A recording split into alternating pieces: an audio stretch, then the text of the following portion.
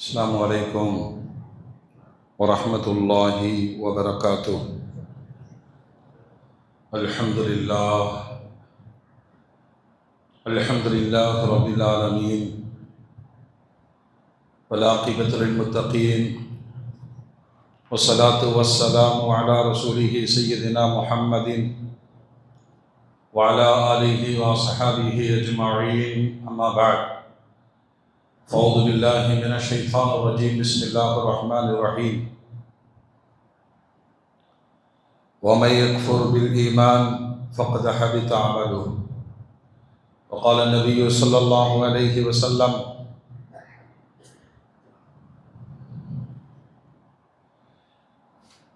إذا مات ابن آدم انقطع عمله، أو كما قال عليه الصلاة والسلام. اللهم صل على سيدنا محمد وعلى آل سيدنا محمد وبارك وسلم وكرم عليه. அளவிலா அருளும் நிகரில் அன்பும் கொண்ட எல்லாம் வல்ல அல்லாஹ்வின் திருநாமம் போற்றி ஆரம்பம் செய்கின்றேன்.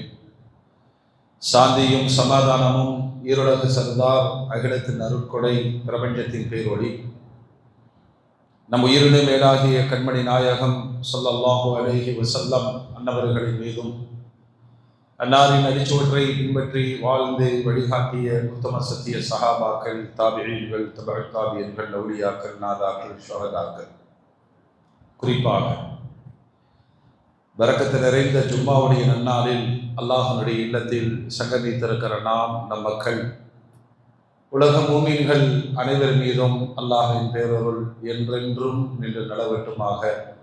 ஆமீன். அல்ஹம்துலில்லாஹ். கண்ணியத்திற்கும் மரியாதைக்கும் உரிய அல்லாஹ்வின் வெளியார்களே, அல்லாஹ் ஜல்ல ஜலாலுஹு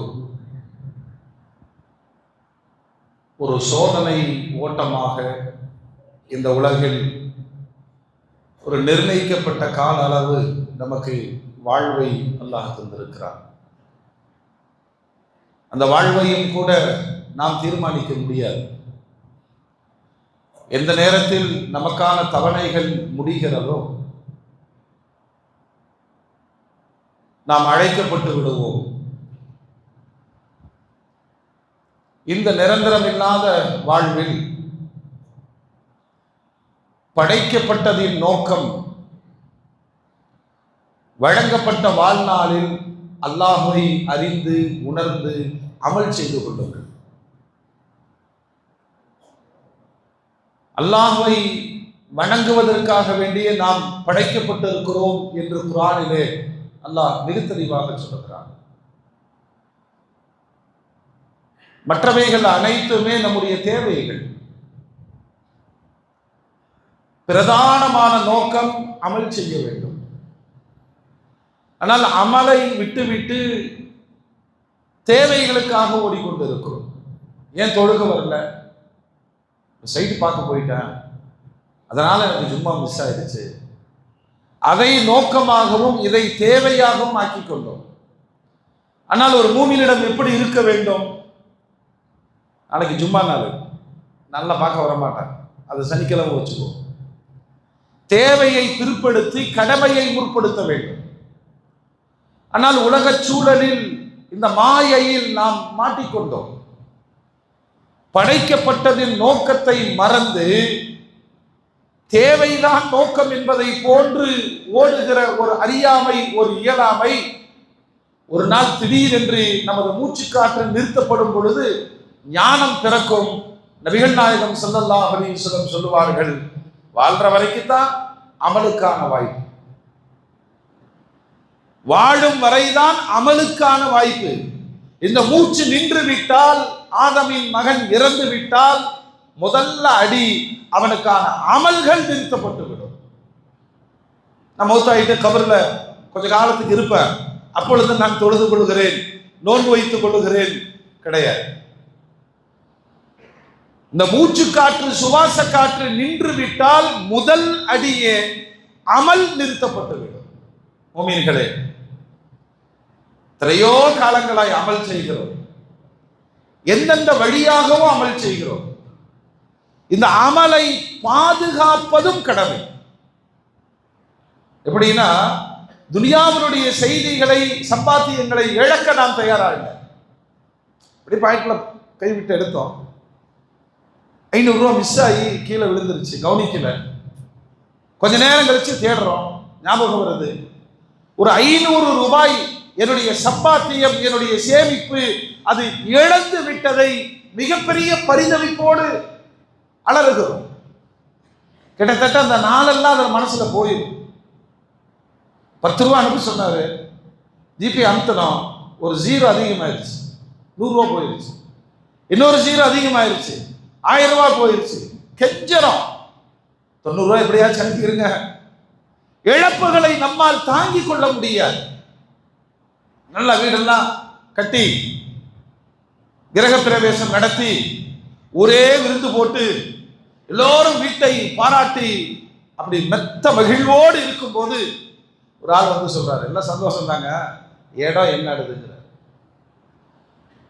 எவ்வளவு பெரிய இழப்பை மனிதனால் தாங்கிக் கொள்ள முடியாது என்று சொன்னால், விவரம் தெரிந்த காலத்திலிருந்து அமல்கள் செய்து கொண்டே இருக்கிறோம், தொழுது கொண்டே இருக்கிறோம், குர்ஆன் ஓதிக்கொண்டு இருக்கிறோம், நிறைய திக்ருகள் சொல்லி இருக்கிறோம், பல ரமலான்கள் நோன்பு வைத்திருக்கிறோம், பல பெருநாட்களை பெற்று இருக்கிறோம், ஆண்டு தவறாமல் இஅ்திகாஃப் இருந்திருக்கிறோம். நமது செயல்களால் இந்த அமல்கள் அழிந்தால் அதைவிட நஷ்டம் என்ன? ஒரு பக்கம் அமல் செய்யணும், இன்னொரு பக்கம் அமல் செய்வதை பாதுகாக்க வேண்டும். வேற அமல் செஞ்சுட்டா முடிஞ்சுங்கிறதல்ல. பணம் காணாமல் போனால் எப்படி பரிதவிப்போமோ, சொத்து கைவிட்டு போனால் எப்படி பரிதவிப்போமோ, குடும்பமே காணாமல் போனால் எப்படி நிலை உழைத்து போய்விடுவோமோ, 50 வருஷம் செஞ்ச அமலெல்லாம் போயிருச்சே. ஒரு மூமின் ஜாக்கிரதை உணர்வோடு இருக்க வேண்டும். நான் அமல் செய்ய வேண்டும், அந்த அமல் என்னுடைய மூச்சு காற்று நிற்கும் வரைக்கும் தான் வாய்ப்பு.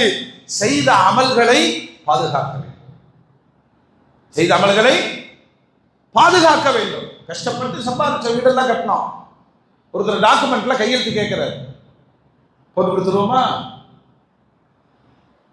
ஒரு கையெழுத்து, ஒரு சிக்னேச்சர் என்னுடைய சொத்துக்களை இல்லாமல் ஆக்கிவிடும். அந்த இழப்புக்கு நான் தயாரா இல்லை.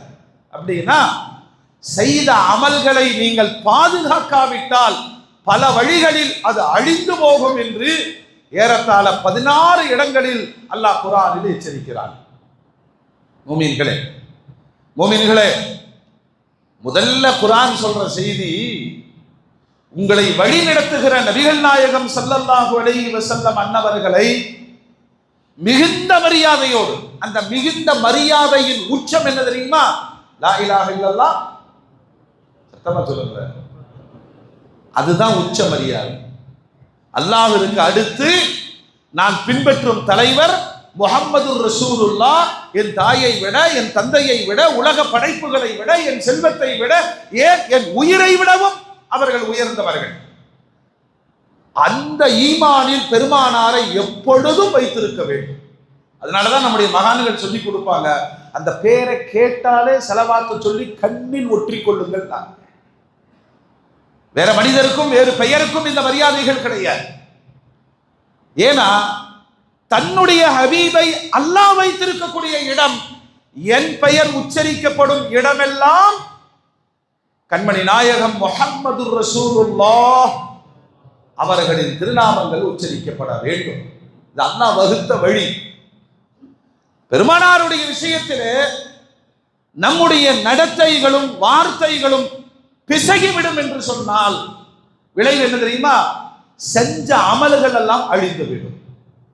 நான் தான் சொன்னேன், கஷ்டப்பட்டு சம்பாதிச்சு சொத்துக்கள் எல்லாம் ஒரு கையெழுத்து நான் போடுவேன் என்று சொன்னால் அது கைமாறிவிடும் என்று சொன்னால் ஏற்றுக்கொள்வோமா? அமல்கள் செய்ய வேண்டும், அதை பாதுகாக்கவும் வேண்டும், அழியும் வழிகளில் ஜாக்கிரதையாக இருக்க வேண்டும். கையெழுத்து போட்டா மட்டும் பத்தாது, சொத்தெல்லாம் இருக்கு, டாக்குமெண்ட் காணாம போச்சு, விளைவுகள் இருக்கா இல்லையா?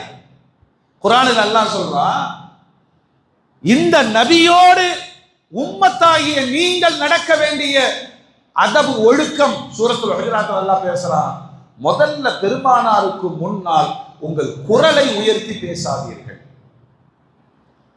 சக மனிதர்களை அழைப்பதை போல முகமது இங்கு வாங்க என்று அழைக்காதீர்கள். கட்டிய மனைவியோ பெற்ற பிள்ளைகளோ யா ரசூலல்லாஹ், அல்லாஹ்வின் தூதரே என்று தான் அழைக்க வேண்டும். யாரெல்லாம் பெருமானாருக்கு முன்னால் குரல் உயர்த்தி பேசி ஒழுங்கீனமாக நடந்து கொள்கிறார்களோ, லா தர்ஃபஉ அஸ்வாத்தக்கும் ஃபௌக ஸௌத்தின் நபி வலா தஜ்ஹரு லஹு பில் கௌல். நமக்கே கோவம் இல்ல, பேசிட்டே இருக்கும்போது கொஞ்சம் சத்தமா குரலை ஏன் கத்துற, கை நீட்டி பேசாத. நம்முடைய தன்மானம் நம்மை சுடுதா இல்லையா? உலகத்தினுடைய தலைவர், அவருக்கு முன்னால் உங்களுக்குள் பேசிக் கொள்வதை போல பேசாதீர்கள், குரல் உயர்த்தி பேசாதீர்கள். அப்படி நடந்தா என்ன?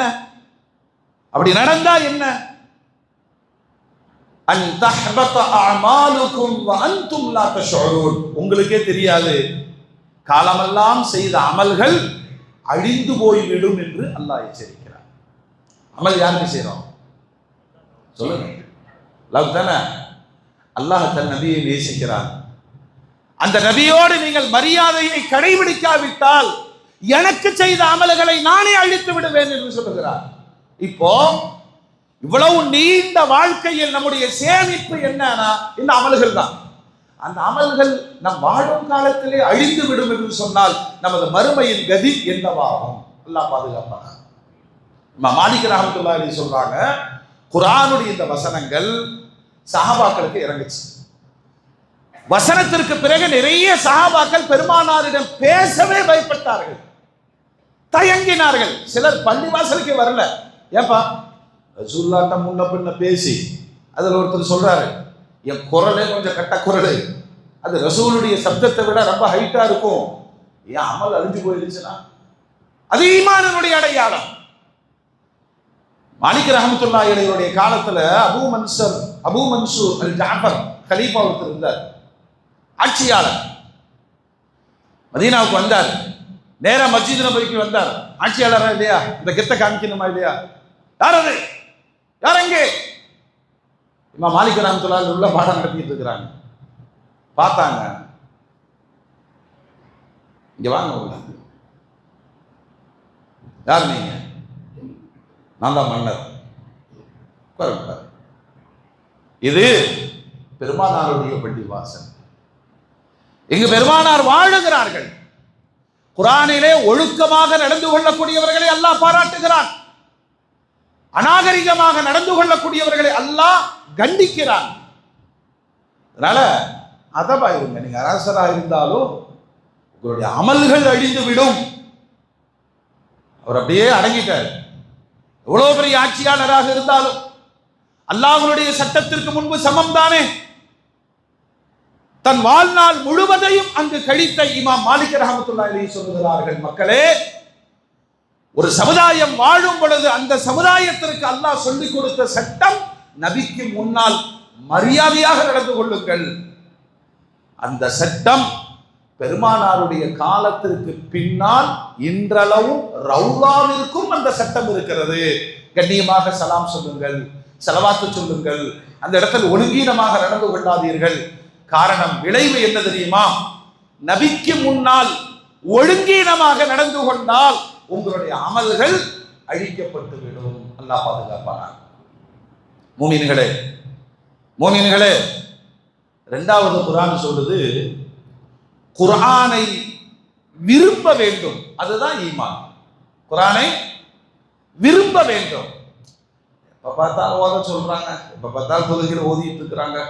20 ரகாத் 2 தராவில் குர்ஆனை வெறுப்பார் என்று சொன்னால், அந்த வெறுப்பு மனதில் ஏற்படும் என்று சொன்னால், அல்லாஹ் குர்ஆன்ல சொல்றான்.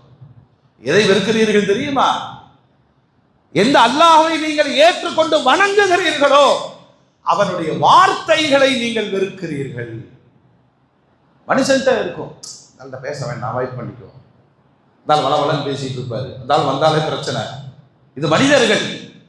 அல்லாஹ்வுடைய வார்த்தைகள் உங்களுக்கு வெறுப்பை தரும் என்று சொன்னால், குர்ஆன் சொல்றான், ذَلِكَ بِأَنَّهُمْ كَرِهُوا مَا أَنزَلَ اللَّهُ فَأَحْبَطَ أَعْمَالَهُم. அல்லாஹ் இறக்கி தந்த அவருடைய வசனங்களை வெறுத்தார்கள். அதனால் அல்லாஹ் அவர்களுடைய அமல்களை அழித்து விட்டார். அல்லாஹ் பாதுகாப்பாங்க. பிடிக்குதோ பிடிக்கலையோ, பிடிக்கணும். எங்கு குர்ஆன் ஓதப்படுகிறதோ செவிதாழ்த்து கேளுங்கள். இன்னொருத்தர் குர்ஆன் ஓதிட்டு இருக்காரு, அதுல சஜிதாவுடைய ஆயத்தை ஓதினாரு, நீங்கள் எங்கிருந்தோ கேட்டீர்கள். நீங்க என்ன செய்யணும்? சஜிதா செய்யணும். குர்ஆனுக்கான மரியாதை இல்லையா? அது அல்லாஹ்வுடைய வார்த்தை அல்லவா? குர்ஆனுடைய வசனங்கள் உங்களுக்கு வெறுப்பை தரக்கூடாது. இந்த சமூகத்தில் அதிகமாக விமர்சிக்கப்படுவது முஹம்மது ஸல்லல்லாஹு அலைஹி வஸல்லம், அதிகமாக விமர்சனங்களுக்கு ஆளாக்கப்படுவதும் அல் குர்ஆன். அறியாத சமூகத்திலிருந்து இணையதளங்களின் வழியாக குர்ஆனுடைய வசனங்கள் கடுமையாக விமர்சிக்கப்படுகிறது. அல்லாஹ் சொல்லி தர்றான், அல்லாஹ்வுடைய வசனங்களை பொய்ப்படுத்தியவர்கள், விமர்சித்தவர்கள், வெறுத்தவர்கள் ஜீவித காலத்தில் செய்த அமல்கள் அழிந்து போய்விடும் என்று அல்லாஹ் எச்சரிக்கிறார். மோமின்களே, நமக்கு மனோநிலை எப்படி தெரியுமா இருக்கணும்? அல்லாஹ்விற்கு பிடித்தமானதை நமக்கும் பிடித்தமானதை, அல்லாஹ் வெறுக்கக்கூடியதை நாமும் வெறுக்கக்கூடியதாக இருக்கணும். அல்லாஹ் புறம் பேசுவதை வெறுக்கிறார், நம்மளும் என்ன செய்யணும் சொல்லுங்க? நான் வெறுக்கிற மாதிரி தெரியலையே. அந்த மாதிரி ஒரு கறி, டேஸ்டான கறி வேற எதுவுமே கிடையாது. அல்லாஹ் மதுவை வெறுக்கிறார், ஒரு மூமினும் மதுவை வெறுக்கணும்.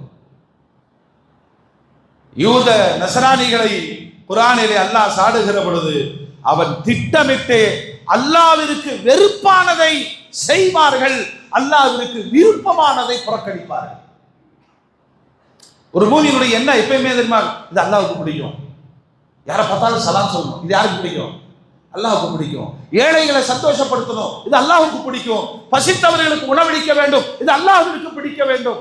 அல்லாஹ்விற்கு பிடித்ததை எல்லாம் தனக்கு பிடித்ததாக ஆக்குவது ஈமான். அல்லாஹ் வெறுப்பதை தானும் வெறுக்க வேண்டும். நேர் மாற்றமாக அல்லாஹ் வெறுத்ததை செய்வதும் அல்லாஹ் விரும்புவதை நிராகரிப்பதும் உங்களுடைய அமல்களை அழித்துவிடும். இதெல்லாம் என்ன ஓட்டங்கள் இருக்கிறது? உத்தார வரைக்கும் தான் அமல். செய்த அமல்களையாவது பாதுகாக்கணுமா இல்லையா? சில நேரங்கள்ல நம்முடைய உழைப்பு எப்படி வீணா போகும் தெரியுமா? முன்னாடி ஒரு வண்டி போயிட்டே இருந்துச்சு, அதுல இருந்து சில பார்சல்கள் விழுந்துட்டே இருக்கு. பின்னாடி ஒருத்தர் பைக்கில் போறான், அவன் மனசுக்குள்ள அட பாவி, எங்கேயோ கொண்டு போக வேண்டிய சரக்கெல்லாம் வழியில போட்டே போறானே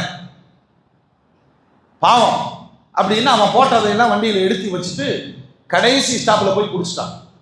டிரைவரை பிடிச்சி திட்டினான், அப்ப அறிவு இருக்கப்பா, வண்டியில சரக்கு விழுகுது, நீ வாட்டுக்கு போயிட்டே இருக்கிற, ரொம்ப நல்ல எண்ணத்தோடு. அவன் சொன்னான், அட கிறுக்கற, நான் பேப்பர் போடுறவன்டா, நான் பேப்பர் போடுறவன், ஒவ்வொரு ஸ்டாப்ல என் பேப்பரை தள்ளிட்டு வந்துட்டே இருப்பேன், எனக்கு உதவி செய்வதா நினைச்சு உபத்திர செஞ்சுட்டே, மறுமை வரைக்கும் பயணித்த நிறைய அமல்கள் இருப்பதாக நினைத்து கொண்டு போகும்போது அல்லாஹ் சொல்வான், புறம் பேசியதால் உன் தொழுகை போனது, ஏமாற்றியதால் நோன்பு போனது, வட்டி வாங்கியதினால் உன்னுடைய ஜக்காத்து போனது, பாவங்கள் நிறைய செய்ததால் ஹஜ்ஜும் போனது, சம்பாதித்த அமல்கள் எல்லாம் அழிந்து போய்விட்டால் அவனை போன்ற நஷ்டவாதி யார் இருக்க முடியும்? அமல் செய்ய வேண்டும், அதை பாதுகாக்கவும் தெரிய வேண்டும். அல்லாஹ் தௌஃபீக் செய்வானாக. அல்லாஹ் குர்ஆன்ல சொல்றான், இன்னல்லதீன கஃபரு வஸத்து அன் சபீலில்லாஹ் வஷாக்குர் ரசூல மின் பாதி மா தபய்யன லஹுமுல் ஹுதா லா யதுருல்லாஹு ஷையா வஸயஹ்பிது அமாலஹும். எது உண்மைன்னு தெரியும், எது உண்மைன்னு தெரியும், எது சத்தியம்னு தெரியும், தெரிந்து கொண்டே அல்லாஹ்வையும் அல்லாஹ்வுடைய ரசூலையும் சங்கடப்படுத்துவதற்காக ஒருவன் மாற்றி செய்வான் என்று சொன்னால் அது சமூகத்தில் நிறைய இருக்கு. சத்தியம் தெரிஞ்சுக்கிட்டே அதை நிராகரிப்பார்கள், அதை புறக்கணிப்பார்கள், அதெல்லாம் ஏற்றுக்கொள்ள மாட்டோம் என்று சொல்வார்கள். இவர்களை குறித்தும் அல்லாஹ் எச்சரிக்கிறார். இதுதான் சத்தியம் என்று தெரிந்த பிறகும் அல்லாஹையும் அல்லாஹுடைய ரசூலையும் சங்கடப்படுத்துவார்கள் என்றால் அவர்களுடைய அமல்கள் அழிந்துவிடும் என்று அல்லாஹ் எச்சரிக்கிறார். அஞ்சாவதா ஒன்று சொல்றான், வலகத் ஊஹிய இலைக வஇலல் லதீன மின் கப்லிக். நபியே, உங்களுக்கும் சரி உங்களுக்கு முன்னர் வாழ்ந்த நபிமார்களுக்கும் நான் சொன்ன செய்தி என்ன தெரியுமா? ஒருபோதும் வாழ்க்கையில் அல்லாஹ்விற்கு இணை கற்பித்து விடாதீர்கள். ஒருபோதும் சொல்லுங்க, தூக்க வருதா? ஒருபோதும் எல்லாம் தெளிவா மூமின்களா தான் இருக்கிறோம். ஆனா வேறு வேறு தலங்களுக்கு போகும்போது அவர்களாக மாறிக்கொள்வதில் நம்முடைய நப்சு முந்திருது. அவனே கேட்காட்டியும் பரவாயில்ல, எவனும் கேட்க போறதில்ல. என்னை பார்த்து ஏன் இப்படி செய்யல கேட்பானா? என்னை பார்த்து இப்படி கை தூக்கல கேட்க மாட்டான். ஆனா நாமளா ஒரு கற்பனை பண்ணிட்டு அப்படி வச்சாதான் நம்ம பருப்பு வேகும். நபியே, உங்களுக்கும் முன்னுள்ள நபிமார்களுக்கும் நான் சொன்ன செய்தி, லைன் அஷ்ரக்த லஹபதன் அமலுக். அல்லாஹ்வுக்கு மட்டும் இணை வச்சிட்டீங்கன்னு வச்சுங்களேன், உங்களுடைய அமல்கள் எல்லாம் அழிந்து விடும். அல்லாஹ் பாதுகாப்பானார். குர்ஆன் அல்லாஹ் சொல்றான், வார்த்தைகளை கூட கவனித்துங்கள், வார்த்தையாடுங்கள்.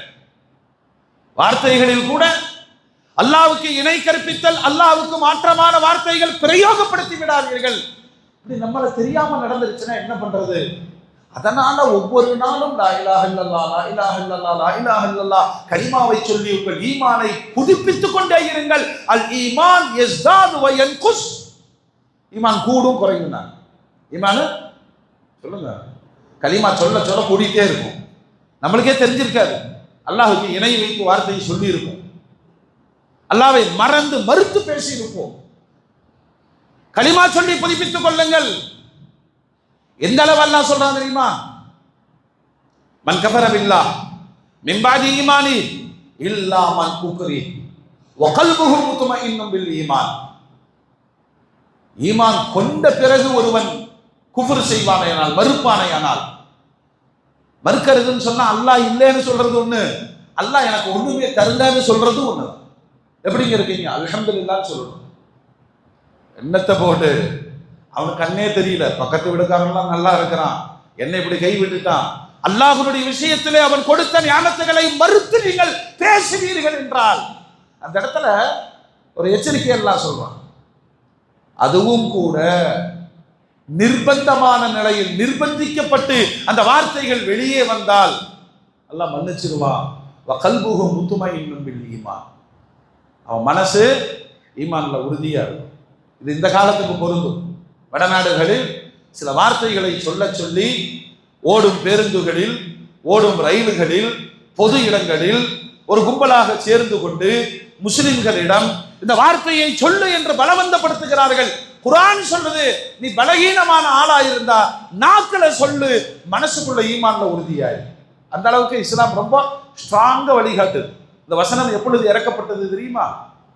ஆரம்பகால முஸ்லிம்கள், ஹஜ்ரத் பிலால், ஹஜ்ரத் சுஹைப், ஹஜ்ரத் அம்மார், ஹஜ்ரத் யாசிர், ஹஜ்ரத் சுமையா, தாழ்த்தப்பட்ட மக்கள் இஸ்லாத்தை ஏற்றுக்கொண்ட ஆரம்ப காலம். அபூஜஹலின் பரிவாரங்கள், அதுவும் சன் பரிவாரங்கள், அவங்க எல்லாம் என்ன செய்வாங்க தெரியுமா? புடிச்சு அடிச்சு முகமது திட்டுங்குவாங்க. பெருமானாரை திட்டினால் என்ன ஆகும்? காஃபிர் ஆயிடுவோம். அல்லாஹ் இல்லை என்று சொல்லு, காஃபிர் ஆயிடுவோம். இந்த கடவுள்கள் உண்மை என்று சொல்லு, காஃபிர் ஆயிடுவோம்.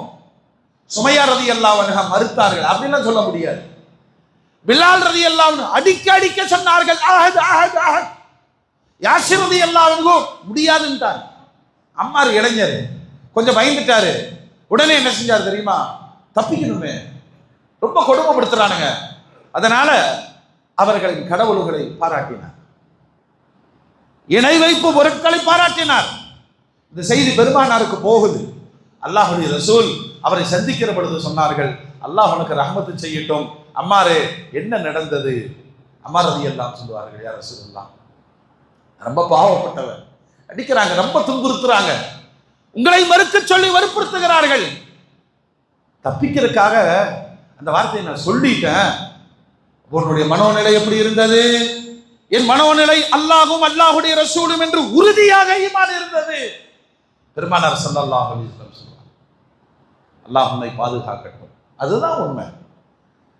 நிர்பந்தமான நிலையிலே உயிரை பாதுகாப்பதற்கு நாம வழியாக இந்த வார்த்தைகளை சொல்லிவிட்டாலும் உள்ளம் உறுதியோடு இருக்கும் என்று சொன்னால் அவர்கள் மூமின்கள்.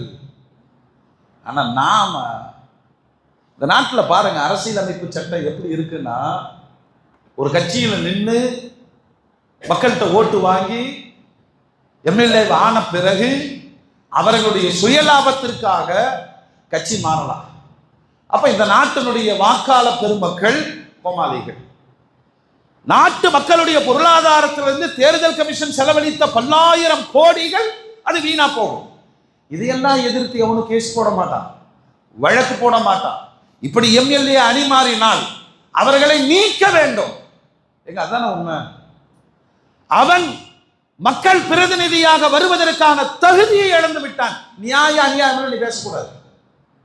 5 வருஷம் இருப்பேன்னு நம்பி உங்களை போட்டாங்க, காசு வாங்கிட்டு போட்டாங்க, வாங்காம போட்டாங்க இல்லையா?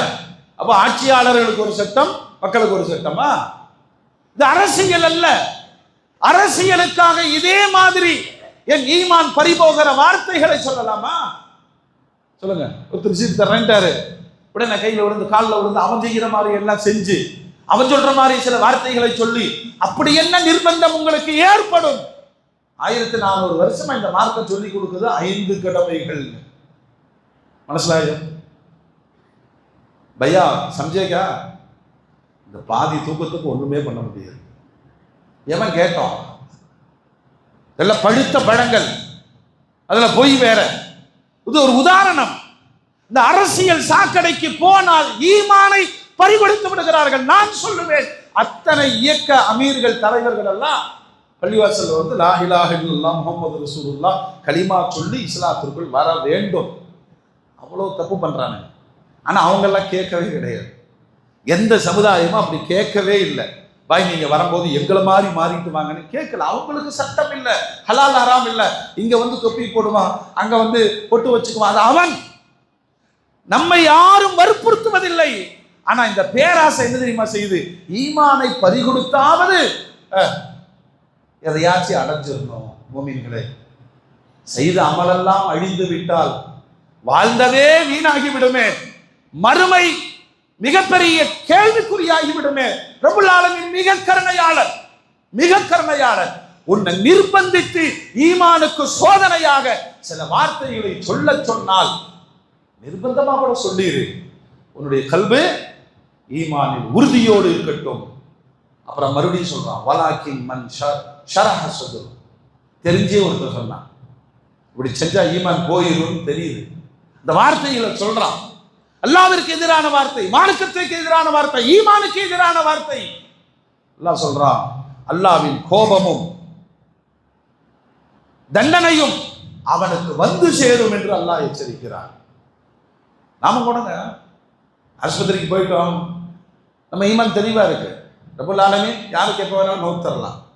மருத்துவர் ஆரோக்கியத்திற்கான ஒரு காரணி. போய் சொல்றேன், சார் இந்த பார்த்து பண்ணுங்க சார், இவ்வளவுதானே, இவ்வளவுதானே. அவன் மனுஷன் தானே. அவனை போய் தப்புன்னு காலில் விழுந்தாச்சும் உங்களை சாமியா நினைக்கிற, கடவுளா நினைக்கிற, எப்படியா காப்பாத்துங்க. அவர் சொல்றார், நமக்கே கிட்னியில 2 பாயிண்ட் கம்மியா இருக்கு, நானே அமெரிக்கன் டாக்டர்கிட்ட அப்பாயின்மெண்ட் வாங்கி வச்சிருக்கிறேன். மனிதன் தானே.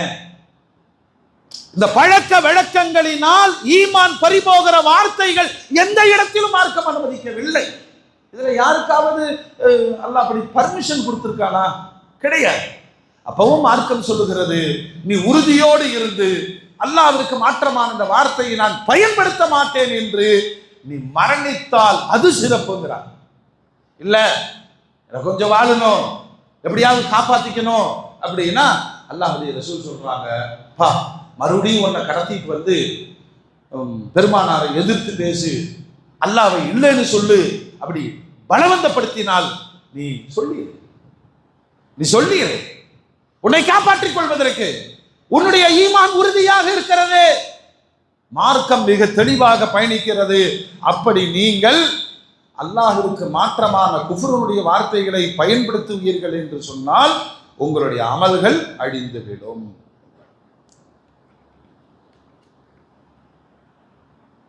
இன்னொரு இடத்துல அல்லாஹ் சொல்றான், மார்க்கம்ங்கிறதே அல்லாஹ்வுடைய கட்டளை. இன்னைக்கு சமூகத்தில் நிறைய நடக்குது. கன்வெர்ட் ஆகி இஸ்லாத்துக்கு வந்துட்டேங்கிறாங்க, நல்லது.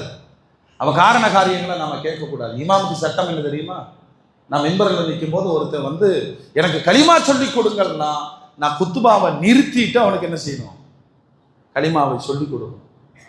அதுதான் களிமாவனுடைய சட்டம். அது நீ யாரை எந்த ஒரு அபிடவிட் கொண்டு வா, அதெல்லாம் நாட்டின் பாதுகாப்புக்காக.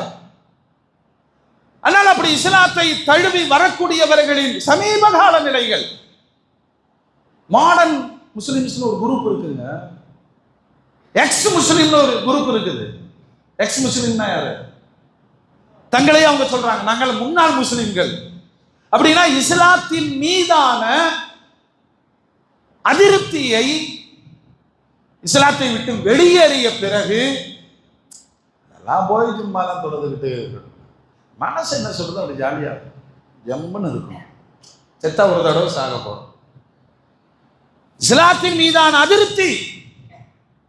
அப்புறம் கல்யாணம், உடனே அன்னைக்கு குளிச்சு தொப்பியில போட்டு நேர ஜமாத்துக்கு வந்துடுறான், எனக்கு நிக்கா பண்ணிடுவீங்க. என்னடா எக்ஸ் முஸ்லிம்ல அது அப்போ, இப்போ வந்திருக்க இது இப்போ. மதமாறி கொள்ளுகிற விளையாட்டு உங்களுடைய அமல்களை அழித்து விடும். நான் தான் ஓப்பனா சொல்லுவேன், லவ் மேரேஜ் பண்ணிக்கிறக்கா இஸ்லாத்துக்கு வர்றான்னு சொன்னானா கண்டிப்பா சொல்லி கொடுத்துடணும். அவனுக்கெல்லாம் கல்யாணமே பண்ணி வைக்க கூடாது. ஏன்னா காமம் முடிந்த பிறகு மதமாற்றத்தில் ஓடிக்கொண்டிருக்கிறார்கள் ஆண்களும் பெண்களும். அவர்களால் நிறைய அசிங்கங்கள் இந்த மார்க்கத்திற்கு உருவாக்கப்படுகிறது. 19 வருஷமா ஒரு ஆள் லவ் முஸ்லிம் சொல்லிட்டே இருக்கானுங்க. சொல்ல வேண்டிய அவசியம் என்ன? களிமா சொல்லிட்டு இஸ்லாத்துக்கு வந்துட்டா உன்னுடைய மறுமை. ஒருத்தர் இஸ்லாத்துக்கு வர்றதுனால நமக்கு மெம்பர்ஷிப் கூடுதா? சொல்லுங்க. ஒரு எம்பி அதிகமாகிறாரா? ஒண்ணும் கிடையாது. அவனுக்கான மறுமையை அவன் வெற்றி கொண்டு விட்டான், அவ்வளவுதான். ஆட்ட காமிக்கிறானே, 6 மாசம் இருக்கிறான், அப்புறம் வெளியில போறான், எக்ஸ் முஸ்லிம்ங்கிறான், மாடர்ன் முஸ்லிம்ங்கிறான். மாடர்ன் முஸ்லிம்னா என்ன? விரும்பினா தொழுகுவேன், இல்லைன்னா தொழுக மாட்டான். இல்லைன்னா தண்ணி அடிச்சுட்டே தொழுகு வருவேன், தொழுதுகிட்டே தண்ணி அடிப்பேன். மேரேஜ் பண்ணிக்குவேன், வேறு மாதிரியாகவும் வாழ்ந்துக்குவேன். இதை ஆகும் என்று நினைப்பவர் அவருடைய அமல்கள் எல்லாம் அழிந்து விடும். காம்ப்ரமைஸ் பண்ணிக்கிறாங்கல்ல, அதெல்லாம் ஓகே தாங்க, ஓகே தான். நம்ம கடைசியில் தௌபா செஞ்சுட்டோம்னா சரியாயிரும்ல, ஒரு 5 பண்ணிட்டோம் சரியாயிரும்ல. ஹலாலை ஹராமாக்கி கொள்வதும் ஹராமை ஹலாலாக்கி கொள்வதும் உங்களுடைய அமல்களை அழித்து விடும். அல்லாஹ் குர்ஆனிலே சொல்றார். இன்னொரு இடத்துல சொல்றான்,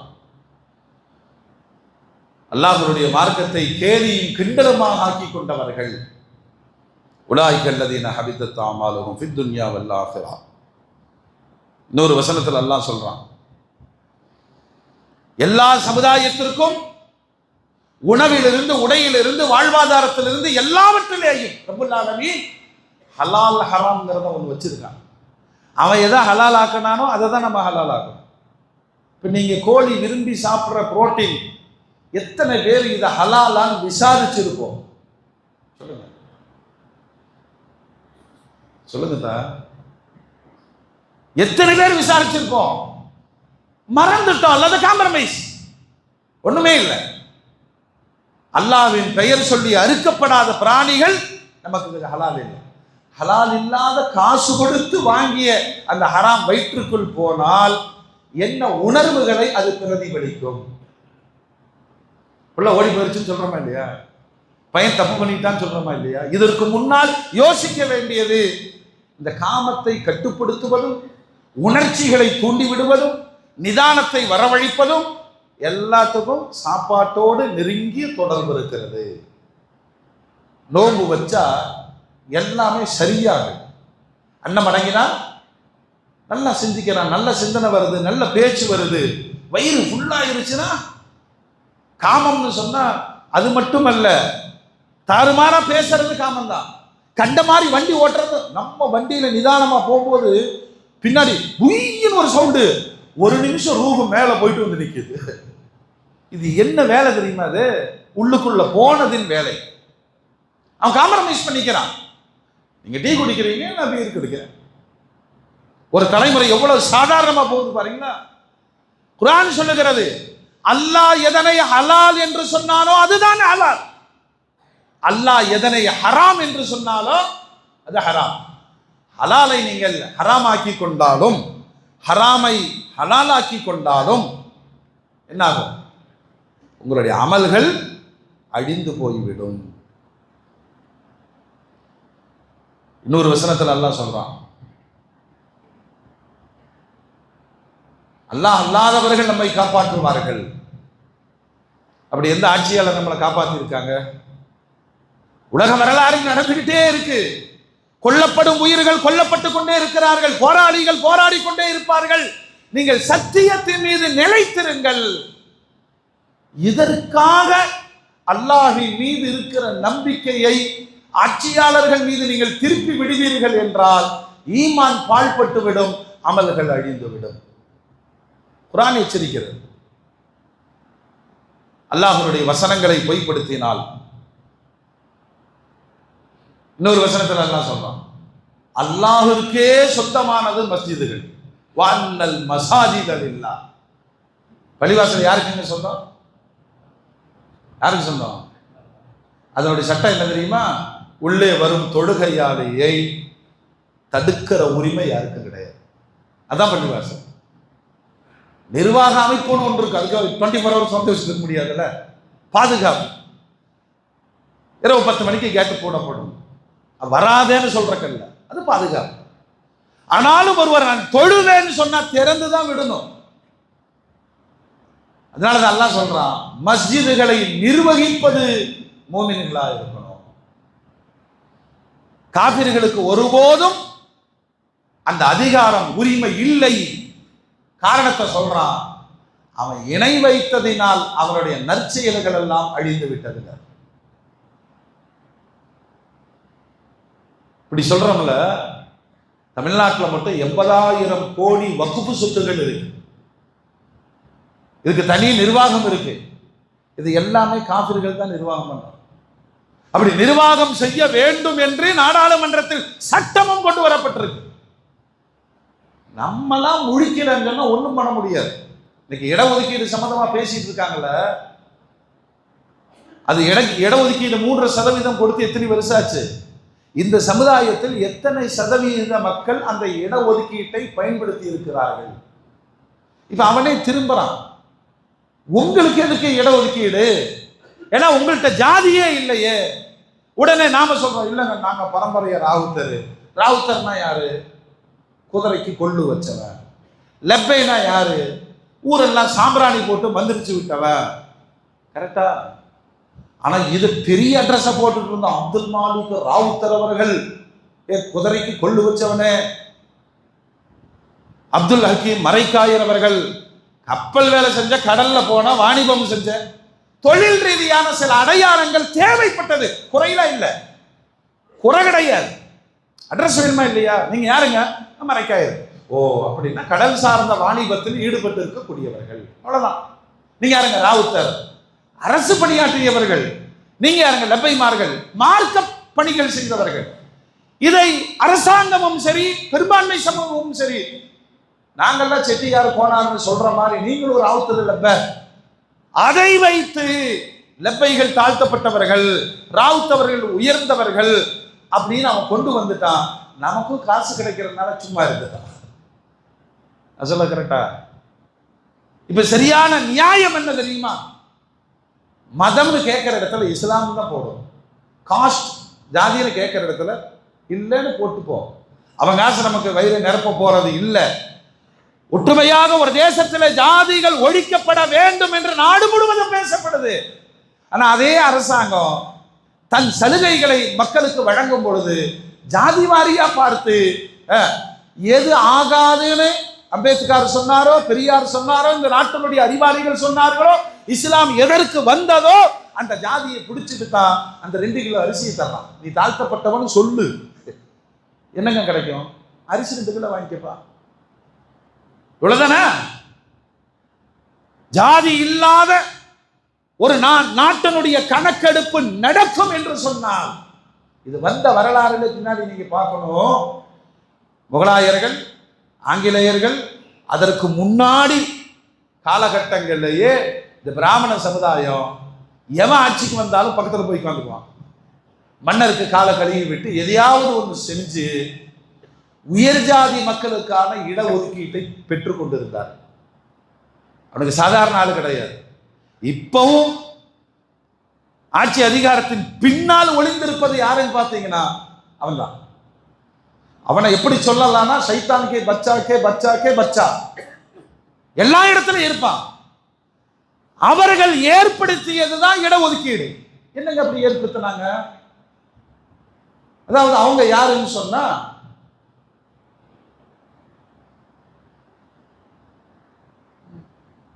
உயர் வகுப்பினர். அவங்க பேர் அவங்களே வச்சுக்கிட்டாங்க, உயர் வகுப்பினர். அப்படின்னா என்னப்பா? அரசாங்க பணிகள்ல எப்பயுமே 20% எங்களுக்கு வந்துருந்தோம். அப்படின்னா என்ன அர்த்தம்? ரேஷன் கடையில் 100 பேர் ஒரு கியூல நிற்கிறான், தெரியுங்களா? இவன் 20 பேர் வந்தவன நேரா போய் நல்ல பொருள்லாம் வாங்கிட்டு போயிடுவான். அவன் தான் பிராமி. இந்த உயர் வகுப்பிற்கு கொடுக்கப்பட்ட இடஒதுக்கீட்டை ஒழிப்பதற்காக பிற்படுத்தப்பட்ட மக்களுக்கு இடஒதுக்கீடு கொண்டு வந்தா அது ஜாதி சிக்கல்ல போய் நிக்குது. அதில் முஸ்லிம்கள் சிக்க வைக்கப்பட்டு இருக்கிறார்கள். எல்லா காலத்திலேயும் ஆட்சியாளர்களால் அதிகம் ஏமாற்றப்பட்டது இந்த சமூகம் தான். இன்னும் நாம உணர மறுக்கிறோம். இன்னமும் பூஜா தூக்குவதற்கு தான் சண்டை போடுகிறோம். லா இலாஹ இல்லல்லாஹ் முஹம்மது ரசூலுல்லாஹ் என்ற ஒற்றை கலிமாவின் அடிப்படையில் நான் முஸ்லிம், அதோட நின்னுக்க. அல்லாஹ்வுடைய சலுகையே போதுமானது. வேணா நாட்டு மக்கள் தொகையில சிறுபான்மை மக்கள் நீ இடஒதுக்கீடு கொடுத்தால் என்ன, சலுகை கொடுத்தால் என்ன? இப்ப என்ன நம்மளை பள்ளிவாசல்லாம் அவன் கட்டி கொடுக்குறானா? வக்குபோர்ல இருந்து நமக்கு பராமரிக்கிற காசு தர்றானா? எங்க காசை வச்சுக்கிட்டு எனக்கு தரமாட்டேங்கிறான். வக்குபோர்ல போய் நின்று ஒரு பேப்பர் அப்ரூவல் வாங்குறதுக்கு ஆயுள் முடிஞ்சிடும். ஏன் சொத்தை நம்மளே பாருங்க, பேங்க்ல போடும் போது சந்தோஷமா வாங்கிக்குவான்.